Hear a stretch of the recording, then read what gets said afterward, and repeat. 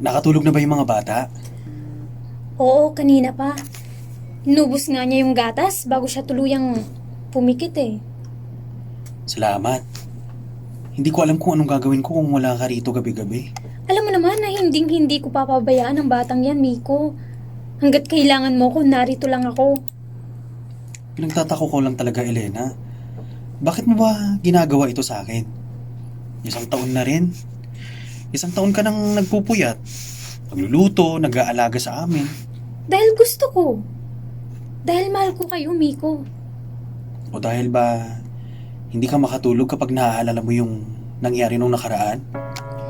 Miko, huwag nating pag-usapan ngayon, please. Yun ba yung dahilan, Elena? Ang bawat pagtimpla mo ng gatas, bawat paghalik mo sa anak ko, pambayad ba yan sa buhay na nawala dahil sa galit mo? Araw-araw kong pasan yung nangyari, Miko.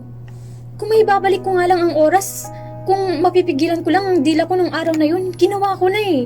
Pero hindi ko na mababago ang nakaraan. Ang kaya ko lang gawin ngayon ay ibigay ang lahat ng meron ako sa inyo ngayon. At syempre ati yung nakakatakot. Kasi habang tinitinan kita, nakikita ko yung babaeng naging dahilan kaya nawala ang asawa ko. Pero kapag niyayakap mo naman ako, nararamdaman ko yung tanging rason kung bakit gusto ko pang mabuhay. Traidor ba ang tingin mo sa sarili mo dahil mahal mo ko? Pakiramdam ko, sa bawat tawa nating dalawa, unti-unting namamatay yung alaala ng asawa ko eh. Na para bang mas pinili ko ng mawala na lang siya kaysa bigyan ng katarungan yung pagkawala niya. Hindi mo naman kailangang pumili, Miko.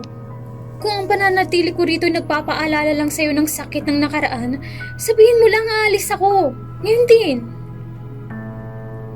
Iyan yung problema eh. Hindi ko na kasi kayang mawala ka. Pero hindi ko rin alam kung paano kita mamahalin nang hindi ako nasusuka sa sarili ko. Ano bang gusto mong gawin ko? Manatili ka muna. Magstay ka muna kahit masakit. Habang masakit pa. Manatili ka kahit alam nating dalawa na ang pundasyon ng pag-ibig na ito ay isang libingan.